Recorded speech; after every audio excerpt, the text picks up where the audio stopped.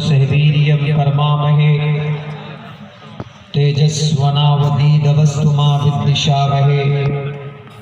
ब्रह्मानंतमनादि विश्वपूर्तजं सत्यं परम शाश्वतं विद्यायस्य सनातनी निगम्भिर्दे। ओम शांति ओम शांति ओम शांति। हजरात मोहतरम,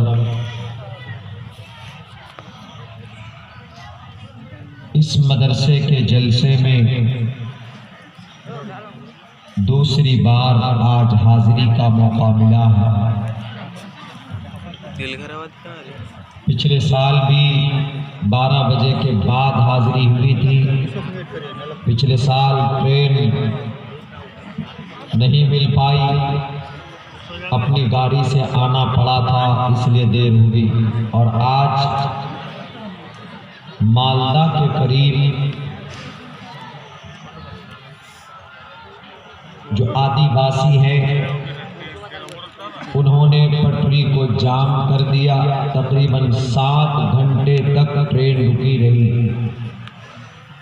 जो ट्रेन 7 मिनट लेट नहीं होती है वो 7 घंटे पटरी पर यूं ही खड़ी रही। टोटल ट्रेन जो इस लाइन से हावड़ा सियालदा से जो गुवाहाटी आसाम एनजीपी की तरफ जाती है वो सब की सारी ट्रेनें मुतासिर थी। इस वजह से देरी हुई, नहीं तो मैं बहुत पहले आपके जलसे में हाजिर हुआ होता। अल्लाह का शुक्र है, आफियत के साथ we have reached at your program. आपके प्रोग्राम में हाजिर हो चुका हूँ। खुशी हुई है, 3 हाफिज कुरान के सर पर दस्तार बांधी गई है। ये बच्चे हाफिज कुरान बने हैं। इन्होंने अपने सीने में कुरान करीम के 3,22,000 अल्फाज को सीने में बसाया है। ये सिर्फ कुरान है जिसको याद किया जा सकता है, याद करते भी हैं बच्चे। जुबानी आप मेहनत करके बड़ी आसानी के साथ इसको अपने सीने में महफूज कर लेते हैं और कोई किताब याद नहीं की जा सकती। आपको शायद तजुर्बा ना हो, मुझे इस बात का तजुर्बा है, अंदाज़ा है। क्यों? इसलिए कि मैं कुरान के अलावा अल्हम्दुलिल्लाह आई एम ऑल्सो हाफिज कुरान। मैं भी हाफिज कुरान हूँ, लेकिन मैं कुरान के साथ जब दुनिया की दूसरी किताबों का मुताला करता हूँ, चाहे हिंदू भाइयों की किताब गीता हो, रामायण हो, महाभारत हो, चाहे वेदांत में ऋग्वेद हो, यजुर्वेद हो, सामवेद हो, अथर्ववेद हो, पुराण हो, तालमुद वगैरह हो, कोई किताब इतनी आसानी से हम याद नहीं कर पाते। एक मंत्र को, एक श्लोक अगर हमें याद करना हो तो तकरीबन 6 से 7 दिन उसको ढंग से पढ़ना पड़ता है, तब जाकर वो याद होता है। कुरान उसके खिलाफ आप ध्यान के साथ 2 दिन, एक आम आदमी, वरना बच्चे मगरिब से लेकर इशा के बीच कुरान करीम की लाइन को, आयतों को पढ़ते हैं। मगरिब से इशा के बीच उनको जहन में बैठ वो सारी आयतें याद हो जाती हैं। और फजर की नमाज के बाद बाज़ मदरसों में फजर की नमाज से पहले वो बच्चे कुरान करीम की आयत को सुनाते हैं सबक के तौर पर अपने उस्ताद को, और फिर हमेशा वो उनके जहन में, उनके दिलो दिमाग में कुरान की वो आयत रच और बस जाती है। वो फिर बच्चे भूलते नहीं हैं। ये सिर्फ कुरान का मौजज़ा है, दुनिया की कोई और किताब याद नहीं की जा सकती। कोई भी किताब 100 बार कुरान पढ़ पढ़िए, आप बोर नहीं होंगे। 100 बार दुनिया की किताबें या हिस्ट्री या इतिहास या फिल्में या मूवीज या गाने सुनिए, आप बोर हो जाएंगे। पठान फिल्म का गाना रिलीज होता है, हमारा नौजवान 5 से 10 मरतबा सुनता है, बोर हो जाता है। नहीं, बहुत सुन लिया मौलाना, उसको डिलीट कर देते। क्यों? 5 से 10 मरतबा सुन लिया, मजा खत्म हो गया। लेकिन ये कुरान ऐसा है, नमाज में 5 वक्त सूरह फातिहा हम पढ़ते हैं। तरावीह की नमाज में हर साल हाफिज साहब कुरान करीम की आयत पढ़कर हमें सुनाते हैं।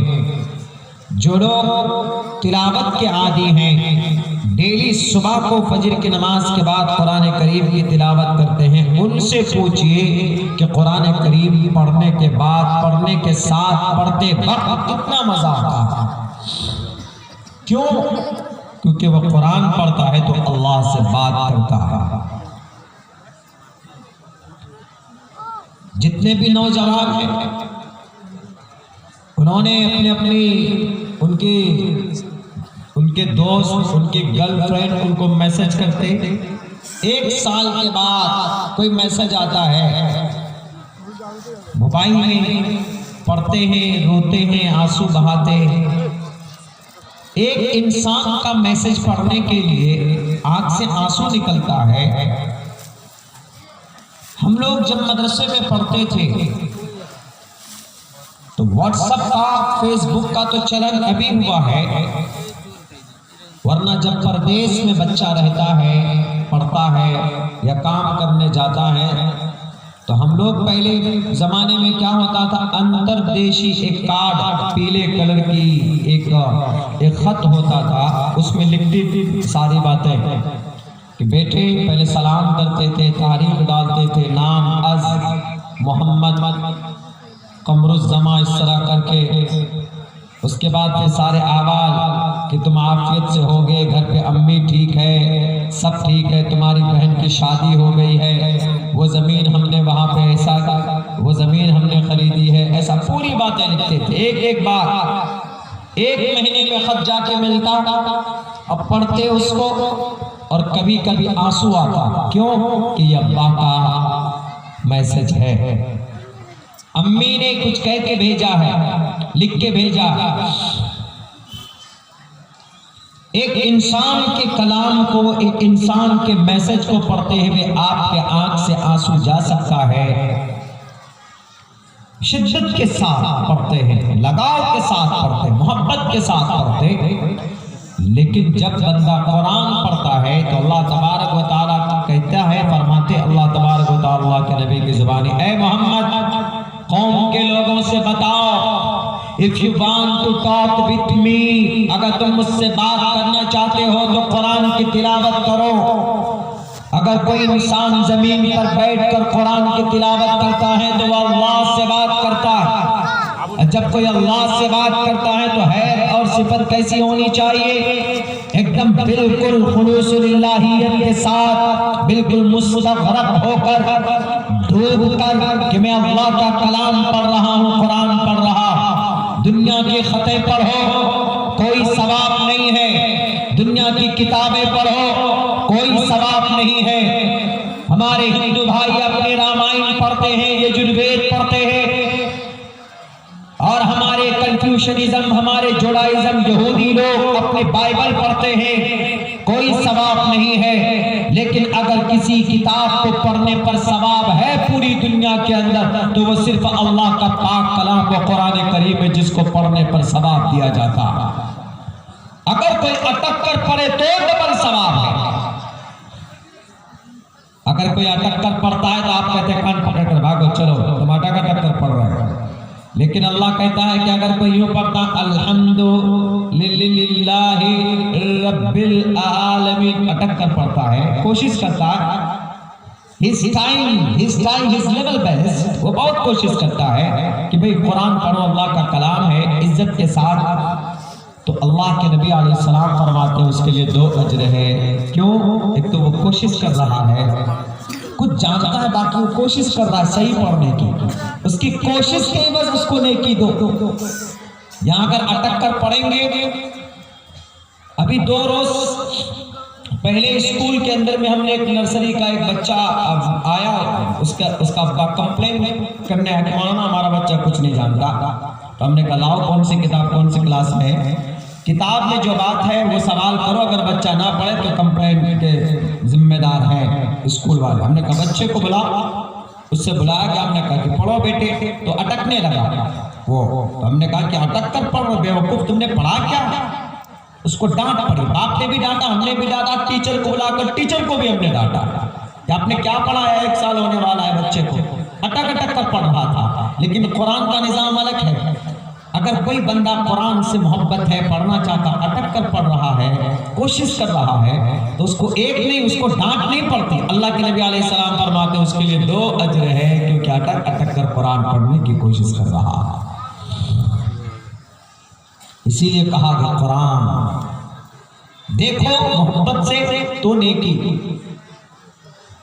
वो वाकया मशहूर है ना, मैं भी ज़लज़ले के ऊपर बात करूंगा भी इन द एंड, लेकिन चूंकि 3 हाफिज़ कुरान पैदा हुए आपके इस मदरसे में, आपके गांव वालों के लिए बड़ी सादत की बात है। कुरान के ऊपर कुछ बात करते हैं, उसके ऊपर ज़लज़ले क्यों आते हैं, साइंस के एतबार से और कुरान के एतबार से हम दोनों बातें आपके सामने पेश करेंगे। उसके बाद फिर बात खत्म हो जाएगी, ज्यादा लंबा प्रोग्राम चलेगा नहीं, आपका चलना भी नहीं चाहिए। तो बात चल रही थी कुरान करीम के ऊपर। आपके बच्चे हाफिज कुरान बने, मेहनत की, बड़ा सम्मान, इस कुरान को इज्जत के साथ देखें, आपको दुनिया के अंदर इज्जत दी जा सकती है। एक जाहिल अनपढ़